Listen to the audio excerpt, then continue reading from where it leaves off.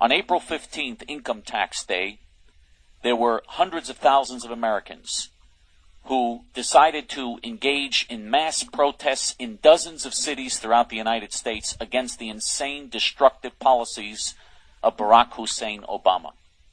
Barack Hussein Obama is literally destroying the United States of America. He is making America a socialist country with a socialist society. He's destroying the very fabric of this country.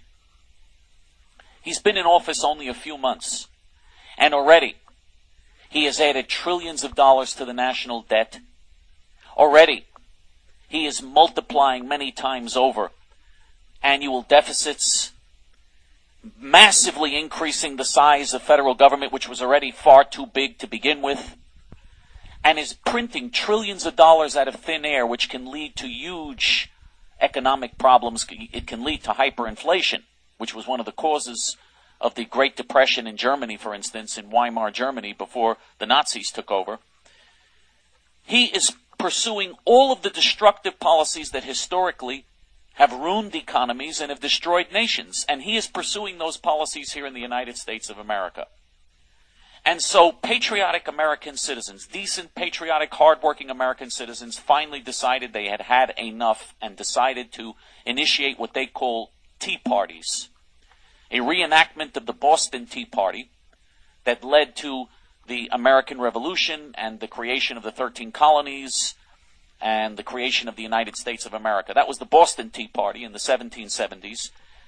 And now Americans see the need for a legal but massive rebellion against the policies of Barack Hussein Obama and the Washington establishment. I thought that this was a wonderful event. I thought it was great, and I was very happy to see Americans finally standing up and doing something. And it offers great potential. This is the first time since conservatives seized control of the Republican Party in 1980 to nominate Ronald Reagan for president. And it's the first time that large numbers of conservative, patriotic Americans are actually doing something. Not the nonsense that we've had since 1980, where you have talk radio and people become ditto heads and Hannitized, or the O'Reilly Factor or Michael Savage. They listen to radio and they make some phone calls on the radio and they think they're accomplishing something. They're accomplishing nothing. It's just a safety valve. It's just to release hot air, and it's just to make them think that they're doing something when in fact the nation is slipping from their fingers and they're losing everything. For the first time, Americans actually decided to organize to try to do something. And hopefully it's only the beginning. If this is just a flash in the pan, a one-time event, then of course it won't have any meaning.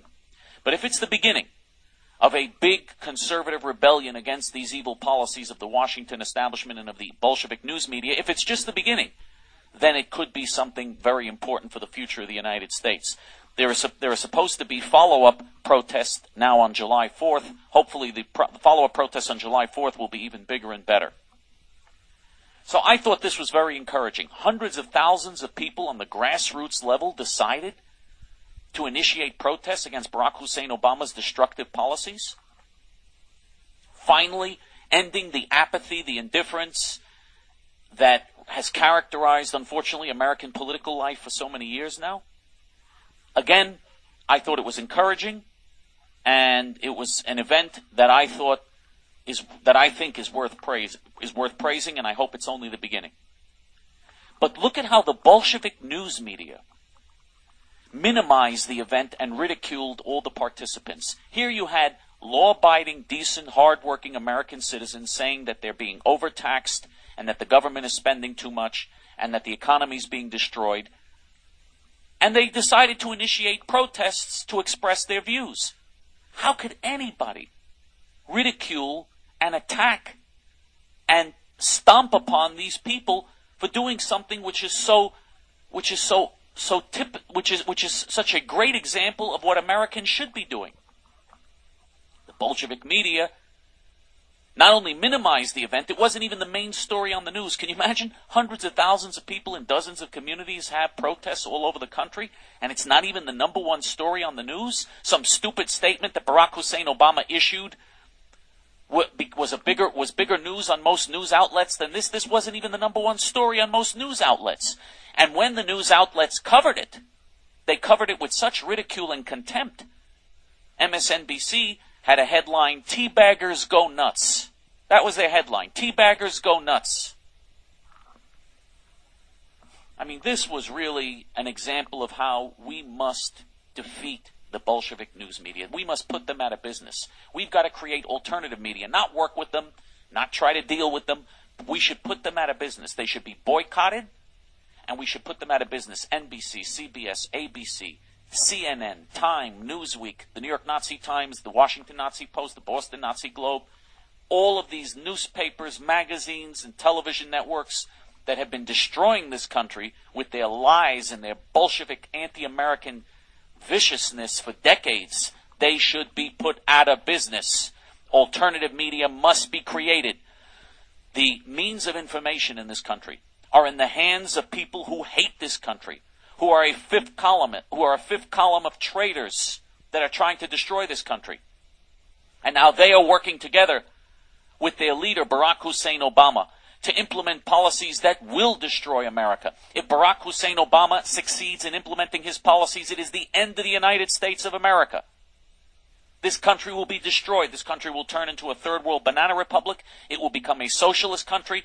This country will be destroyed militarily, economically, socially, demographically, politically, and in every other way. America will become a joke. It will be the downfall of this country if Barack Hussein Obama and his friends in the Bolshevik news media succeed. Make no mistake about it, we've got to defeat Barack Hussein Obama, and we have to defeat the Bolshevik news media.